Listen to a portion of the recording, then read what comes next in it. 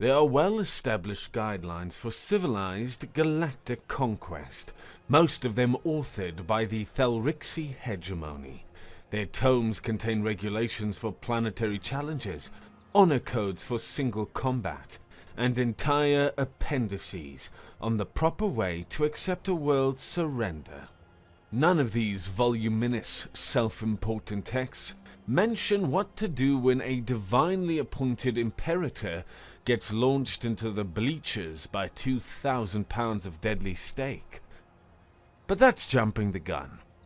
The story, like any worth telling, ignites with a grand entrance and a profound misunderstanding. No one had told the Thelrixi about humans until it was too late. They'd already decided to invade. The object that descended from the sky was an affront of good taste. A blade of midnight dark metal. It was a collage of acute, intersecting planes and menacing glows. An aesthetic that suggested its designer had a severe allergy to joy.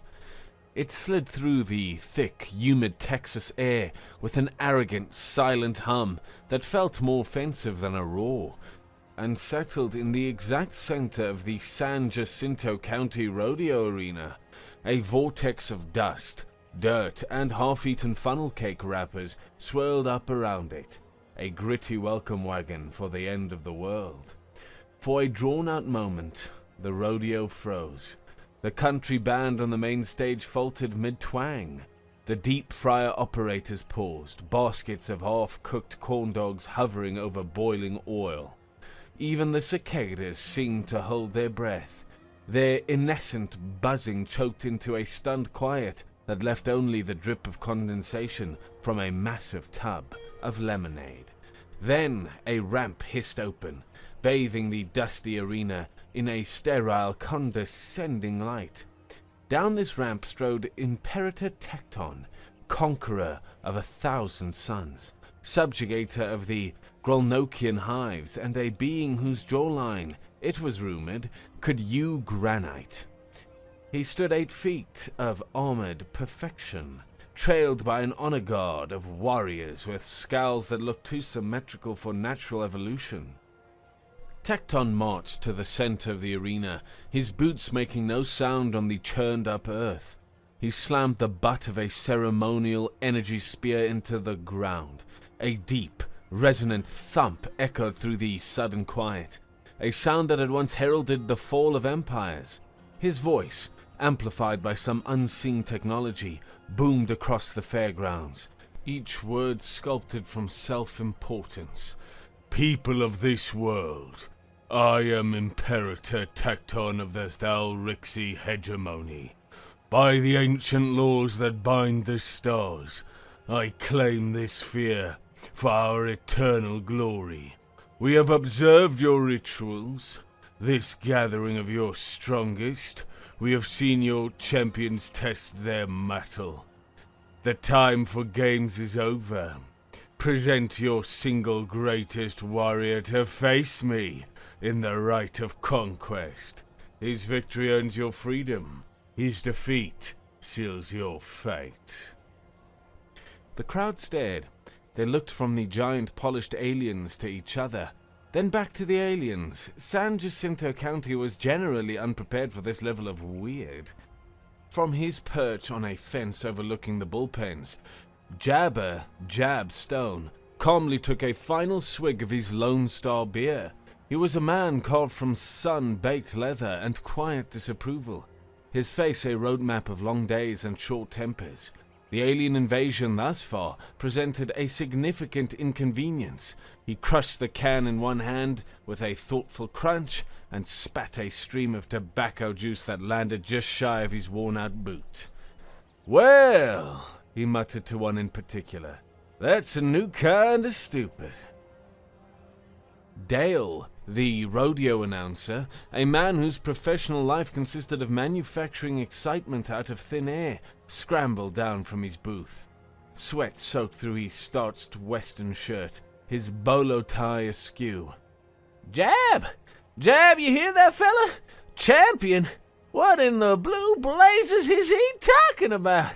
We ain't got a champion. We got a guy who can eat 50 hot dogs, and a girl who won the pie making contest 3 years running.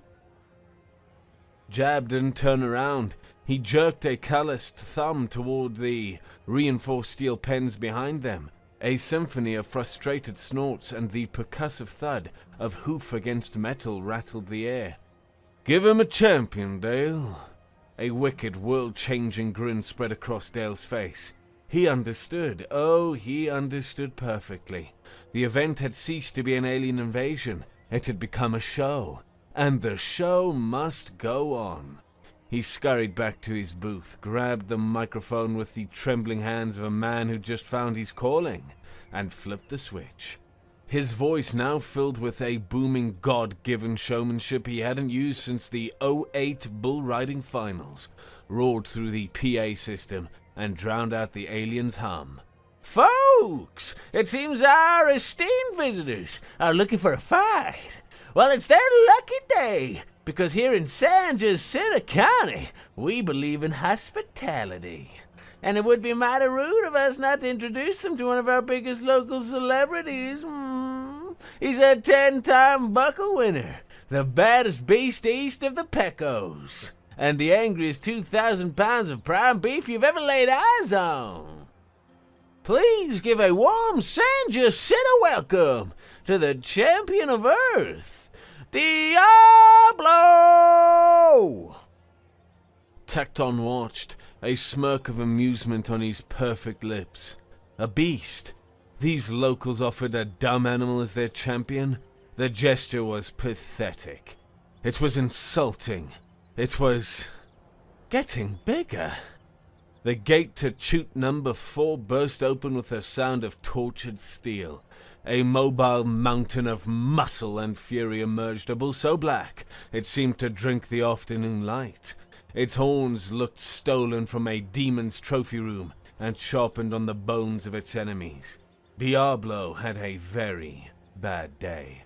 He'd been prodded, poked, confined, and generally irritated. And now some shiny jackass in a ridiculous helmet stood in the middle of his arena. The bull let out a snort that was less a sound and more a seismic event, pawed the dirt once, and charged. The problem with Thalrixi intelligence, a recurring theme over the next several hours, was its complete lack of imagination. Their analysts saw humans riding bulls and concluded it was a dominance ritual, a warrior taming a powerful beast. They failed to grasp the finer point. For 8 terrifying seconds, the bull was very much in charge. Tecton raised his personal energy shield, a field of azure light designed to repel the honorable blow of a plasma axe. The shield's designers, however, failed to account for a ton of enraged bovine moving at 40 miles per hour. Diablo hit the shield with the force of a runaway freight train. The azure field flared to a brilliant, blinding white, held for a fraction of a second, with a shriek of protesting energy, and then shattered.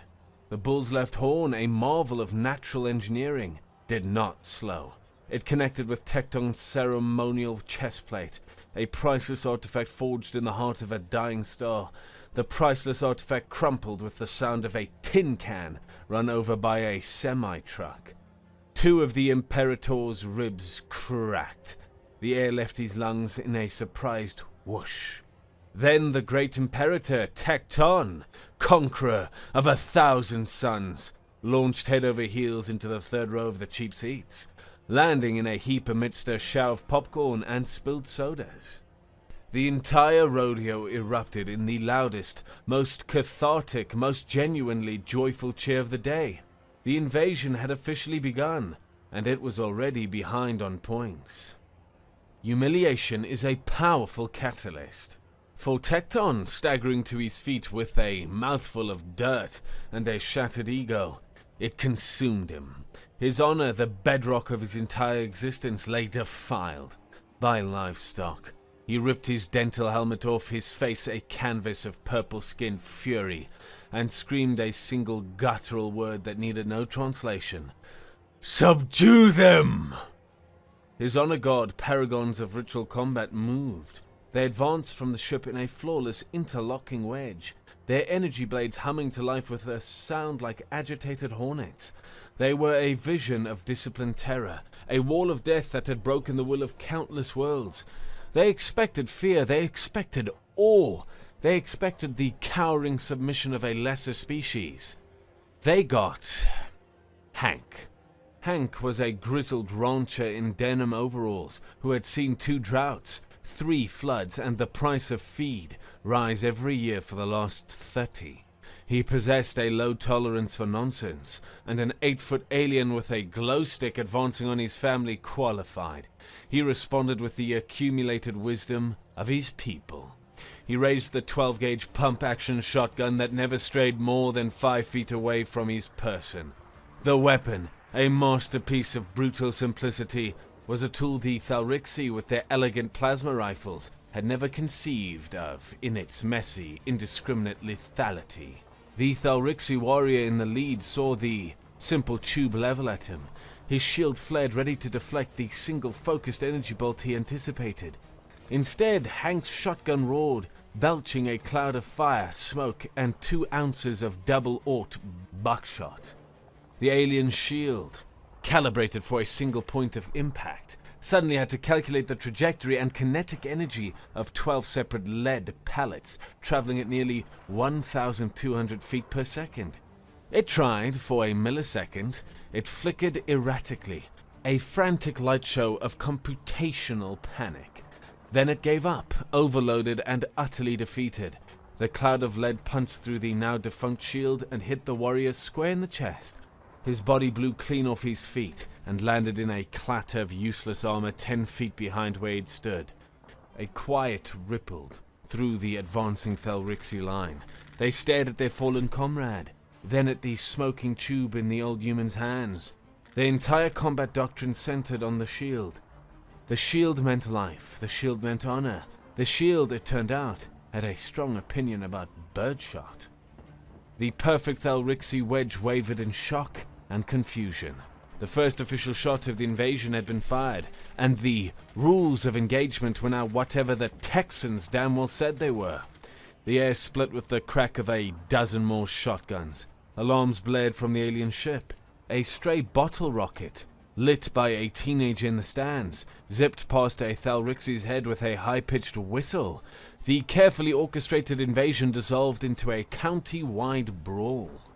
While the adults rediscovered the joys of asymmetric warfare, a different kind of resistance formed near the midway. Behind the dizzying lights of the tilt-a-whirl, 16-year-old Billy Joe, Bay G, Callahan, held a council of war.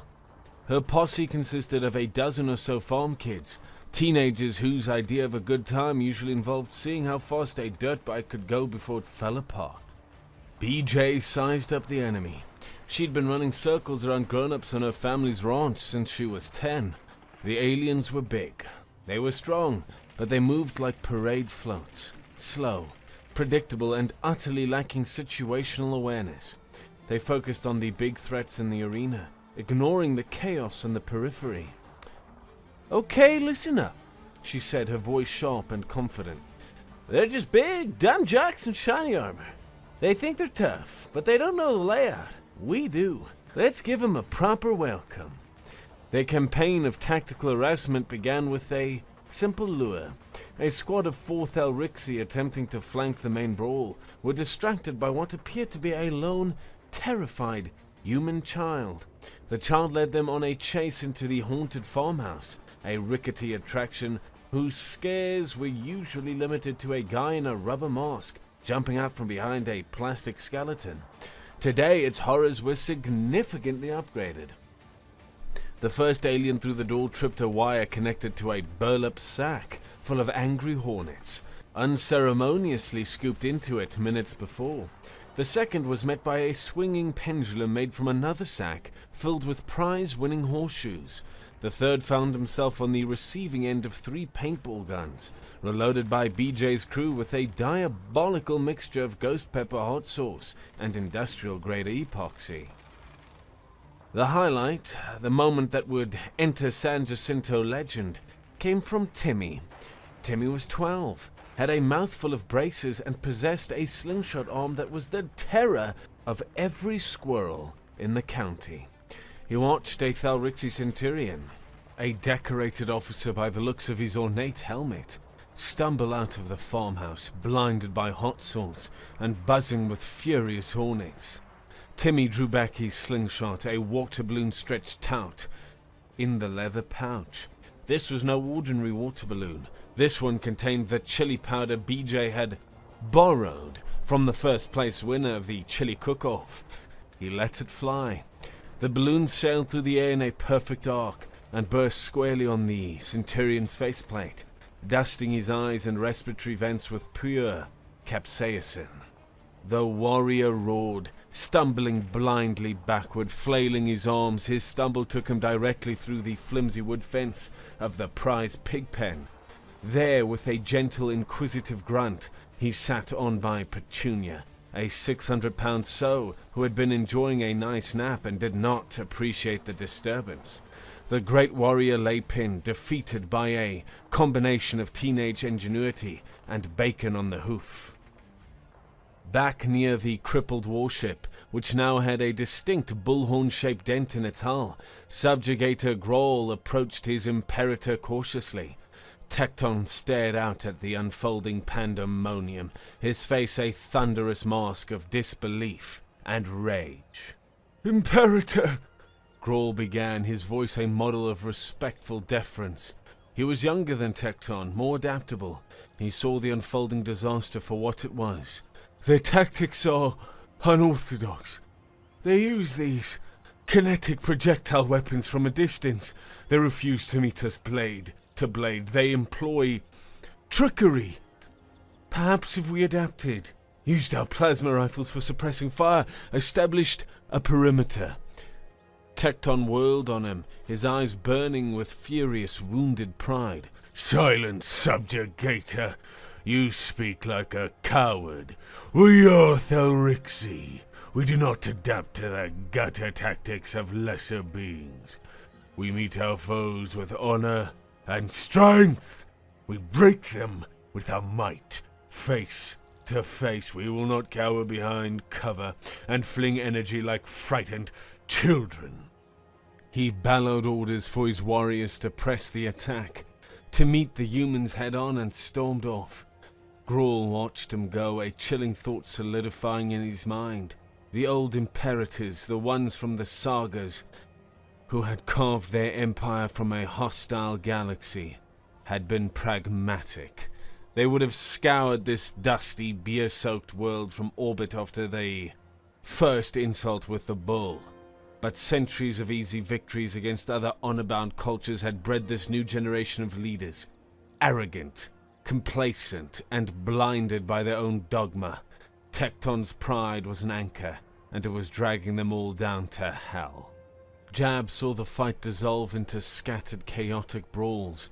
The aliens were dangerous, their individual strength formidable, but they were disorganized, confused by the sheer, multi-front insanity of the human response.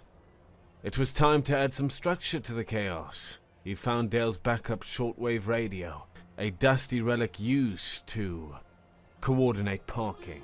His slow, calm drawl cut through the static. "All right, boys. Some of you on horseback. They want to see some real wrangling. Let's give 'em a show." A surreal cavalry charge that military historians would one day study, with a mixture of horror and profound admiration, erupted.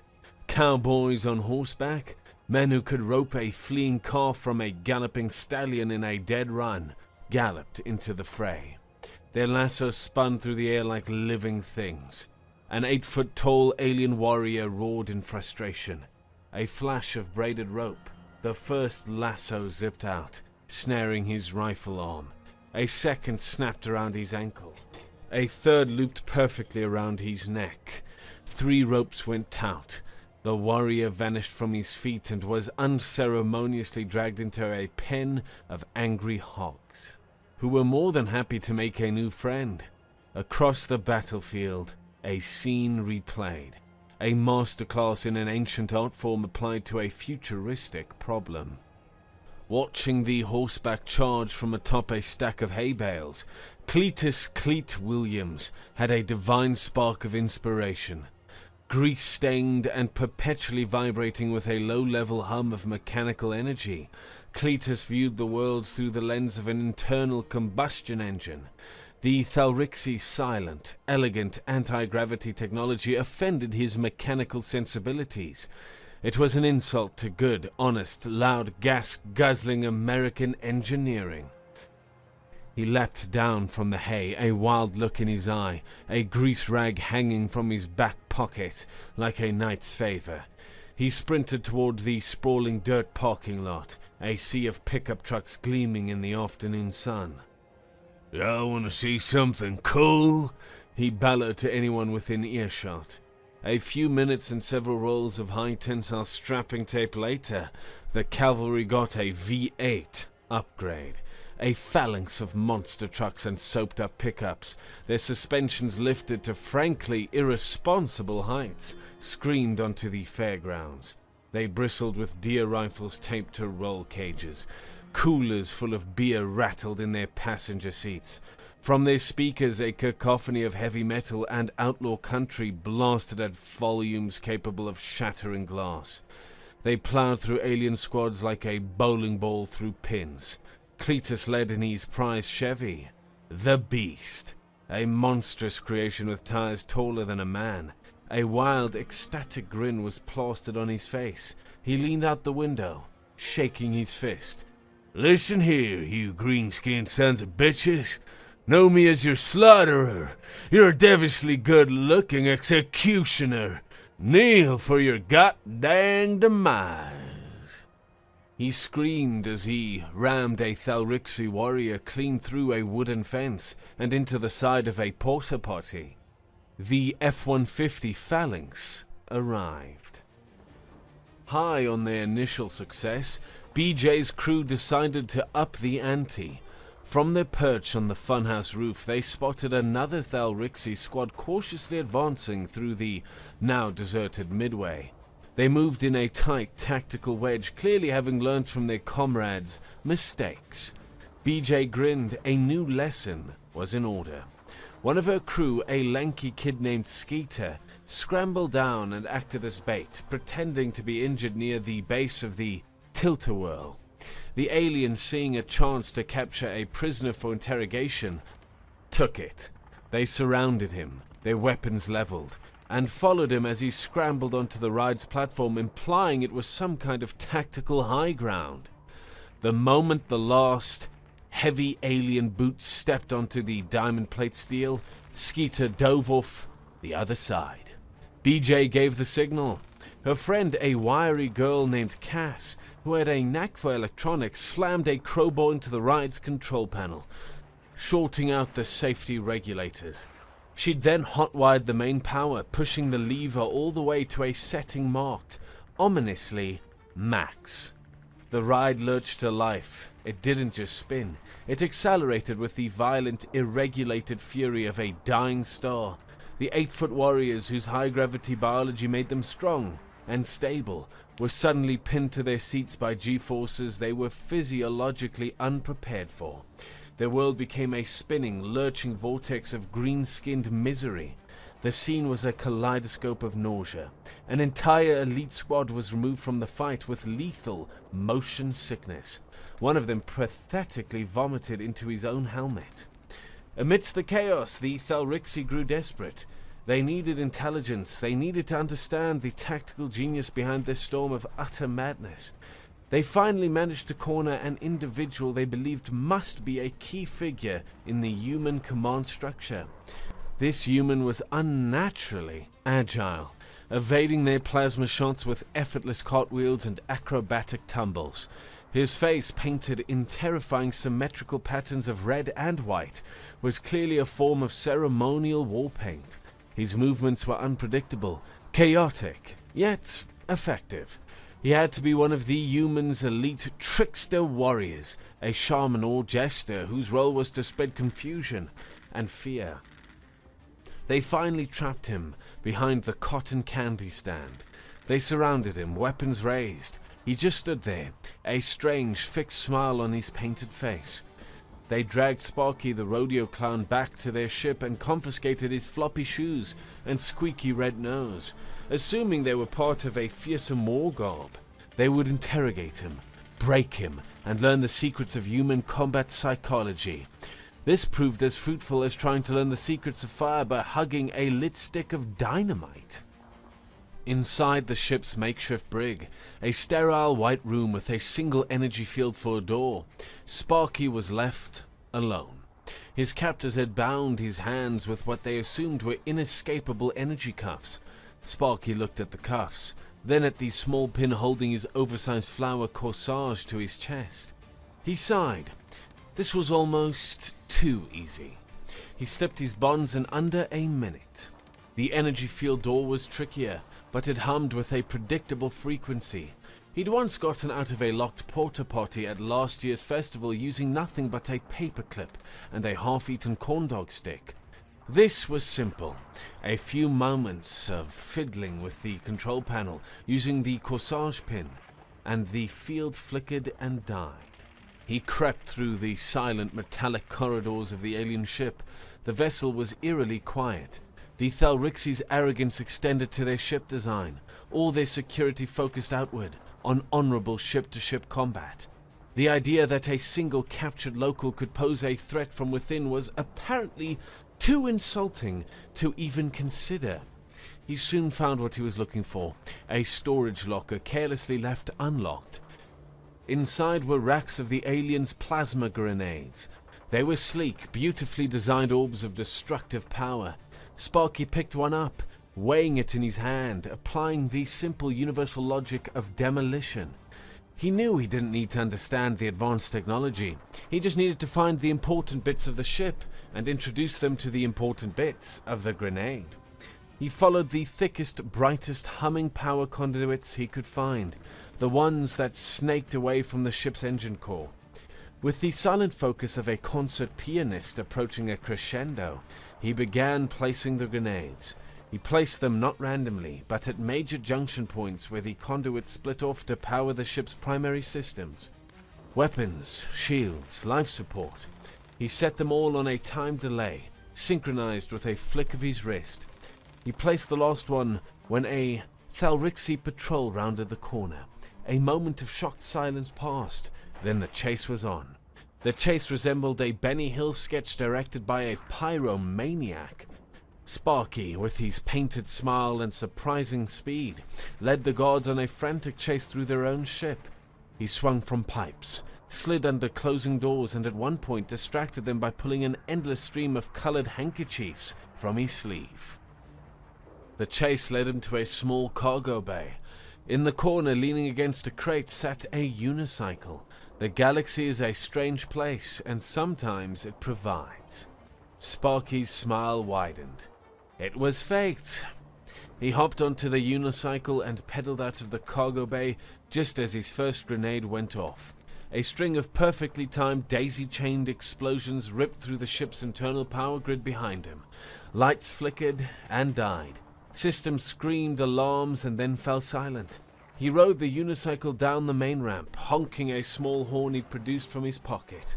A triumphant meep meep echoing across the battlefield as the mighty warship shuddered and went dark.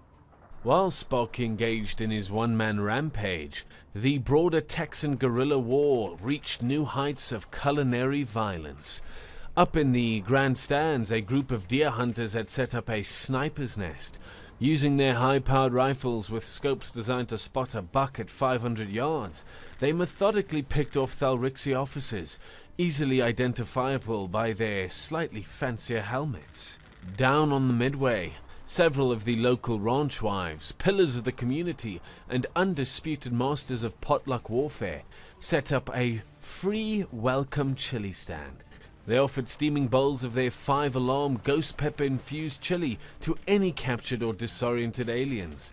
The Thelrixi, whose species had never developed a tolerance for capsaicin, found it a biological weapon of horrific efficacy. Their roars of pain could be heard over the gunfire. Not to be outdone, the operators of the funnel cake stand turned their stall into a formidable defense emplacement. When a squad of aliens tried to charge their position, they were met with ladles of boiling oil, a medieval tactic for which they were entirely unprepared. The aliens retreated, smelling faintly of burnt sugar and defeat. Cletus saw the lights on the enemy ship flicker and die. He saw a clown on a unicycle coast to freedom. He saw his chance.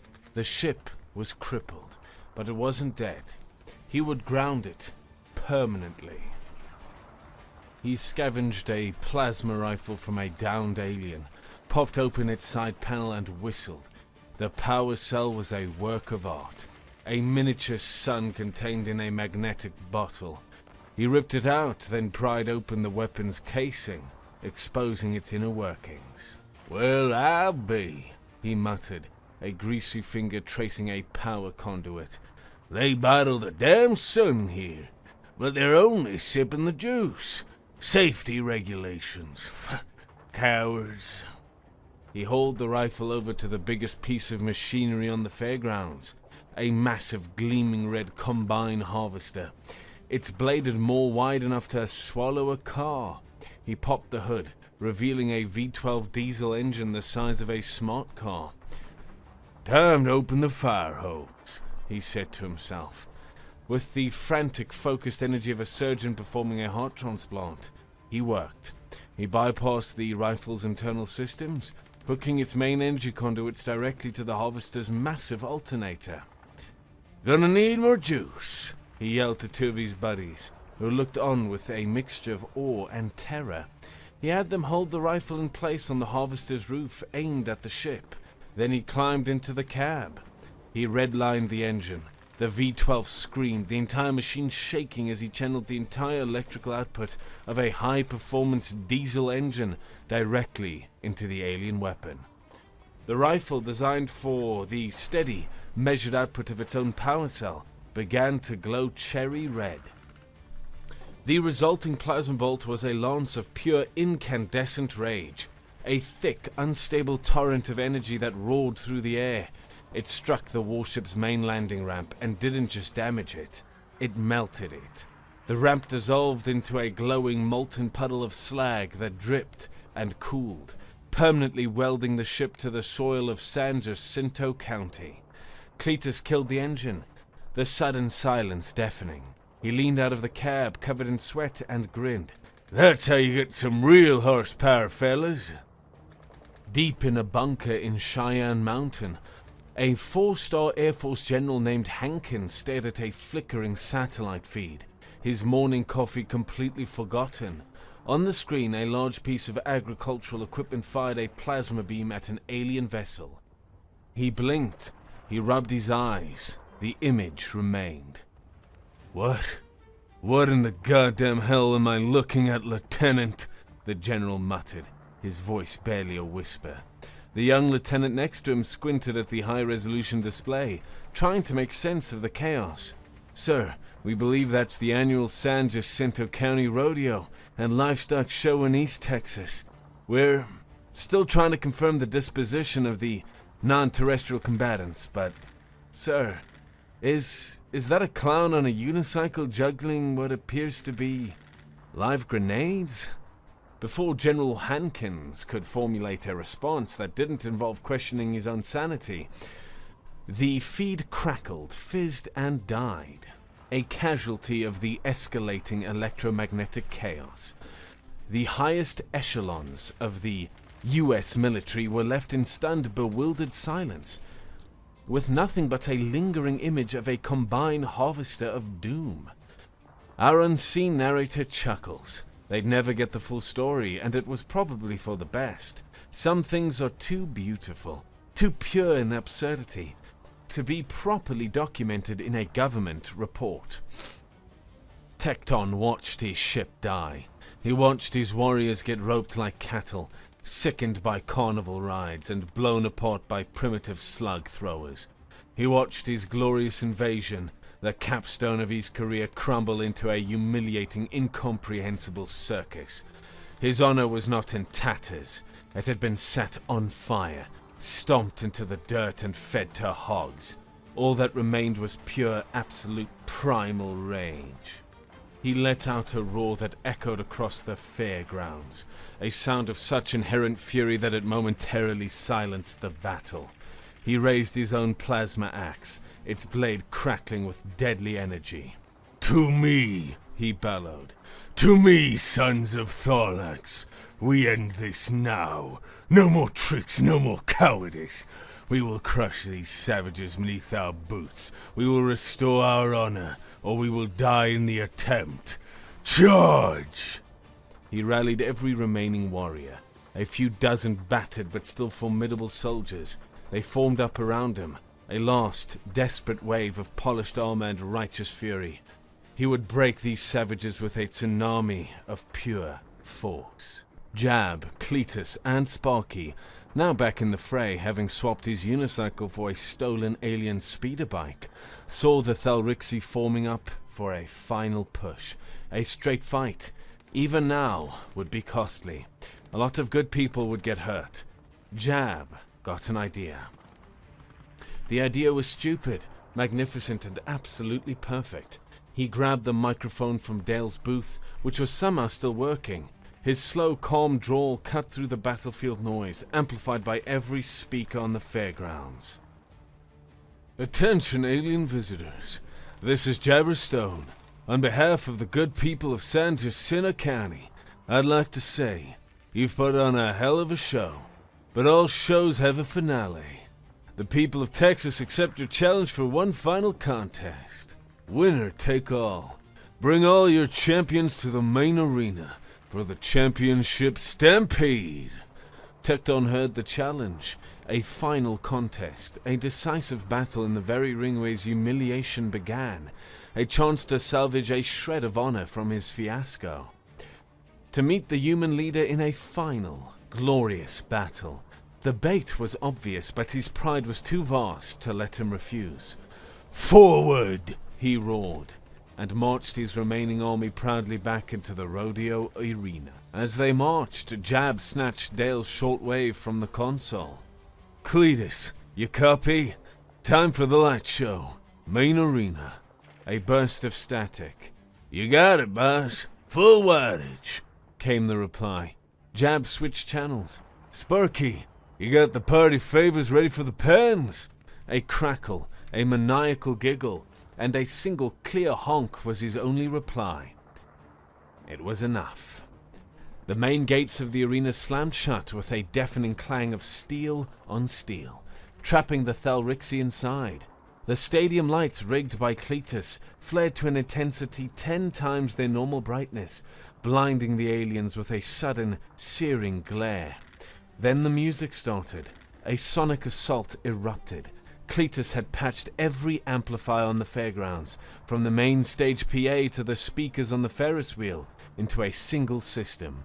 What erupted from those speakers was a truly unholy mix of AC/DC's Thunderstruck and Cotton Eye Joe, played simultaneously at a volume that could liquefy internal organs. On the final crashing drumbeat of the intro, a series of small, well-placed charges, courtesy of Sparky, blew the locks off every single gate to every animal pen surrounding the arena, all at once. A tidal wave of terrified, furious livestock poured into the arena. Every bull that hadn't gotten its shot at glory, every bucking bronco, every longhorn steer, and even a few escaped, and deeply vengeful, llamas from the petting zoo.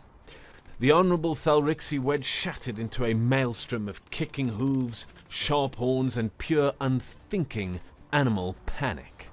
Cowboys on horseback rode into the chaos, not roping, but firing shotguns into the air, adding to the confusion.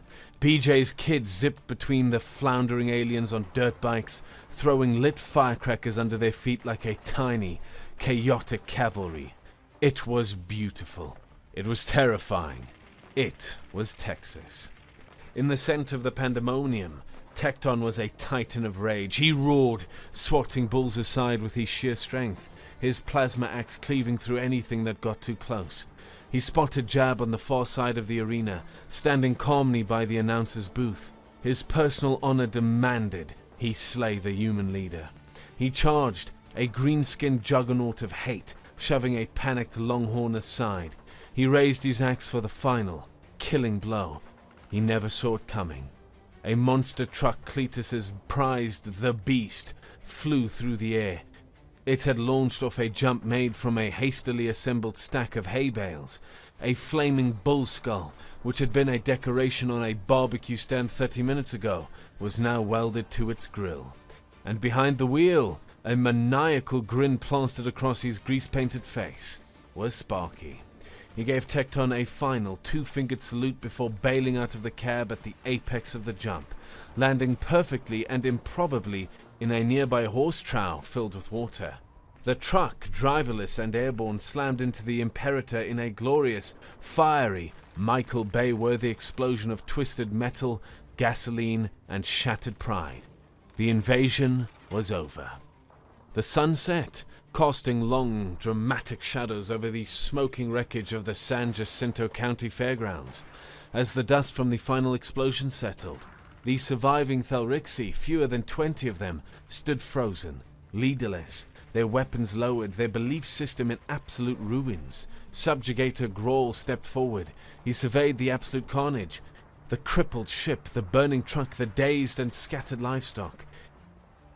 He looked at the exhausted but defiant humans, who were already starting to lean their shotguns against fences and cracked open beers. He made a choice, the only choice left. In a clear, ringing voice, a voice free of pride and filled only with weary pragmatism, he gave the order his Imperator never would. "Stand down! Drop your weapons!" An hour later, the Texans celebrated the only way they knew how. They had dragged out barbecue pits and roasted sausages over the still-burning hull of an alien speeder bike. The air smelled of victory, superheated metal, and mesquite smoke. Jab cracked open a fresh Lone Star, nodded at the burning hulk of the warship on the horizon, and turned to Sparky, who was busy trying to teach a llama how to juggle. "Well," Jab said, his voice the definition of understatement, "I guess the fireworks show came early this year." Sparky just honked his horn in agreement. In the background, Cletus let out a whoop of pure victory.